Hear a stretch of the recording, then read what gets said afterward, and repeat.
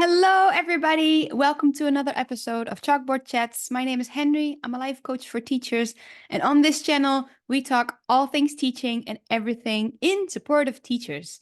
And in today's episode, I wanted to share with you a different perspective, a different narrative on education. Because I've noticed that the way we talk about teaching and students, we are making our lives very difficult for us by keeping this narrative alive. And the way that we see it, it's like we see it as the truth. And because we see it as the truth, it feels as if we need to keep this narrative going. But it's hurting us. It's making our lives so much harder than it already is. So I wanted to share with you a different perspective and hopefully help you in your teaching career. That is to say that I don't necessarily disagree with these things, but I see the way that it has impacted me. And since I've stepped just slightly away from some of the points in this narrative, my life has become so much easier. And I feel I've become so much more of an effective teacher, but also it has given me the opportunity to see teaching as a job. And as soon as I am finished with said job, I don't take the quote unquote burden of education, I don't take it home with me. I, in good conscience, feel like I can leave all my work worries at work. And as soon as I am done, it is my free time and I actually have some energy left. So the first one is that the idea that education is important, that it is a human right and that everybody should get it. I've heard the phrases in the US of like no child left behind. And I don't necessarily disagree with it, but I find that sometimes it's almost like as if education is everything and that without education you are doomed. And I find it a little bit, hypocritical when we then at the same time also glorify people who are dropouts, who are highly successful despite not finishing at the university or college or high school. And I mean, like those two are not really, that's not fair. We can't say it is so important and then at the same time, wow, look at this person. They're being so successful despite not finishing a certain school. I don't disagree. I don't say that school is not important, but I don't find it that important that we kind of look down on all the other ways of learning things. When we say education is so important, we kind of dismiss the other ways that a human can learn, that a human can develop themselves, as if the only way to progress in life is through education.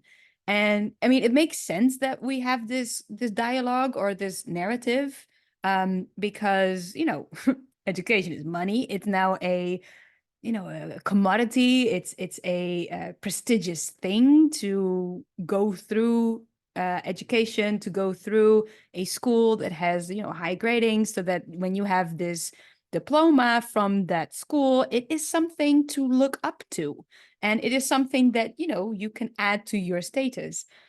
But then at the same time, humans who are doing really well, who are so successful, we look at them and say, wow, you have come so far despite not having a degree.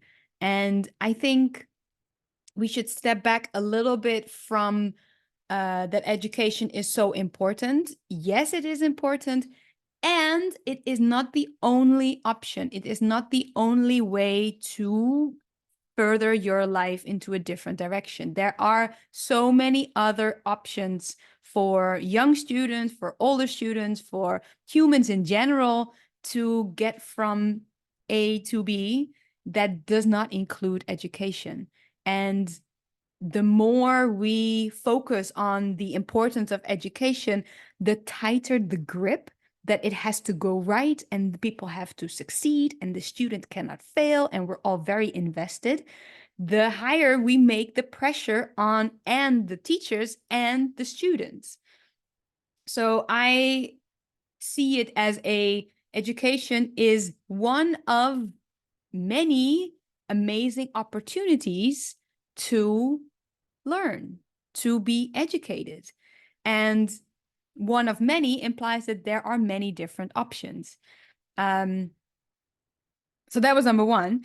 Number two is that teachers need to meet students' needs. And I've done a little bit of research on this, and there are so many different ways to define student needs, but they all boil down to this idea that every student is different, every student is unique, and it implies that the teacher should do everything in their power to meet the student's needs. I don't necessarily disagree with it, but I sometimes wonder what the student then learns from the adults meeting their needs. So they go into this education and they struggle with something, and immediately somebody else comes to how do you call it? Comes to, help them with whatever they're struggling with, or that we then, that somebody else takes extra steps to make sure that they are able to keep up. And one, it spreads the teachers thin, because if you look at the average class size, they're huge. I'm lucky. The maximum that I teach is only 20. And the company that I teach for, they're not so focused on students' needs as a way to assess how to teach. But I've noticed that the idea is that every student is unique, and therefore the teacher should first identify all the different needs of every student and then come up with a plan to meet all those needs. And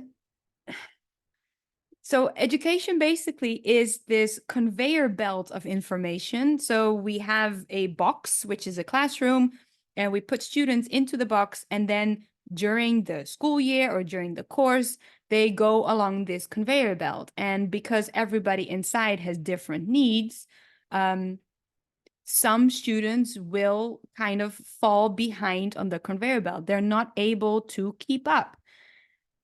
But the idea that we should then meet their needs, I am not sure if that is really helpful for the student. What they then learn is that every time they have a problem, somebody else will come and facilitate and help them with progressing further. I've had this actually with a parent who wanted to talk to me about his daughter. And at some point I said that his daughter was on the cusp of learning. It was like I could see that she could make out individual letters, and with a little bit of guidance, she was able to read the words, but she was just there. She was like, oh, I thought, give her maybe 1 or 2 more months, and then we'll see the moment where it's like, that's where they get it. And he asked me, what are you going to do to facilitate this? I was like, hold on. I am just going to continue with the conveyor belt. From my perspective, I knew she would be able to catch up because we weren't going that far. She wasn't that far behind. But the idea that I had to take then extra steps to facilitate her and to help her at her level, I was like, well, this is putting all the work on me and giving me the responsibility of making sure that she succeeds, which sucks because then she is quote unquote powerless to do this by herself. It's better to take that responsibility yourself. And I told him that there are so many different ways that he could support her and make sure that she was able to catch up with the conveyor belt that is education. Because remember, I have 19 other students and we are just continuing.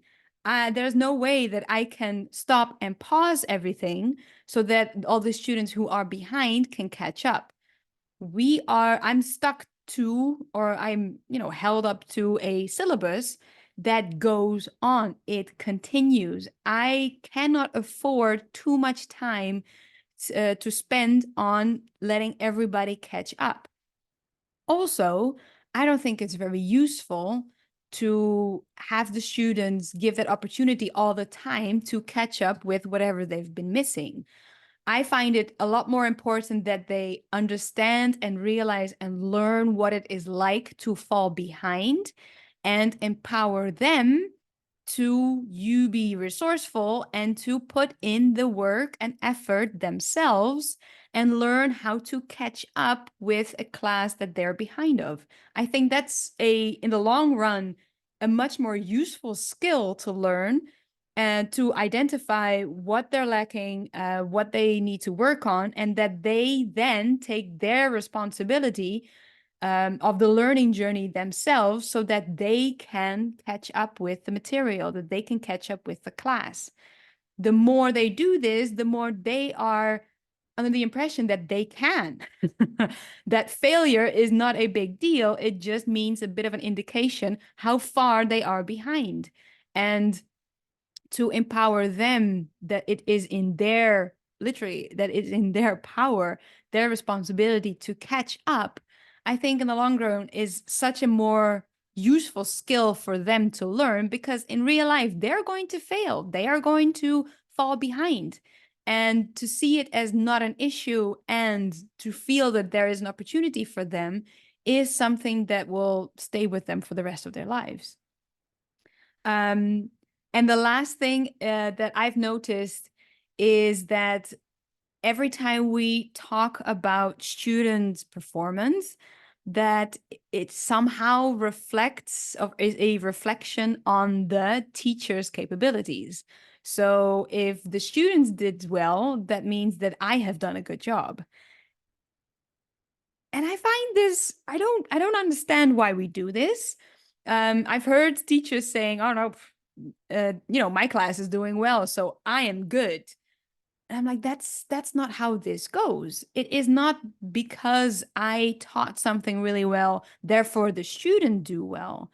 The same goes the other way around, that if I didn't teach something really well, that they are automatically going to fail. That gives us the responsibility of their performance. That means when they fail, they can look at the teacher and say, "Hey, why did I fail?" But we don't have their success or failure in our hands. We're not the one who's holding the pencil when they do the test. We're not the ones who are learning. We are the ones who are teaching. And the teaching is done by a different person than the learning. The learning is done by the student, if they're so inclined. Just because we teach, just because we taught the crap out of a topic, doesn't automatically mean that they, one, learned, and they, two, remember at the test. Have you ever done a test and failed and saw the correct answer? You're like, how did I not? I knew this. What went wrong? And I just find it so, it's like damaging, and the students and the teachers, because to see their results as somehow a reflection of me gives me the responsibility of improving their grades. But I don't have that power. I cannot improve that grade. It's not up to me. The way they do the test is up to them. And if they don't have the knowledge, or if they don't pay attention, there's nothing that I can do. It is not a tangible thing. The student, when they decide not to pay attention, I cannot take their attention from them. I can, do all the things. I can do attention grabbers. I can make the course interesting. I can make the lesson fascinating. But the fascination isn't up to me. the fascination when something is fascinating is up to the person who finds it fascinating. So I can teach something in a very interesting way, and I can still have students who are like, oh, this is so boring. And the idea that somehow we are responsible for their results is so damaging also to them, because then they are powerless to do anything about it. They have to wait for the teacher to do something about their grade. They're like, why did you give me this grade? How is it possible that I failed this? And it takes away their empowerment. It takes away their ability to respond. Um, and I can't help but always go back to when I was a student, and at some point, we had a test. I think I was maybe 8 or 9 years old.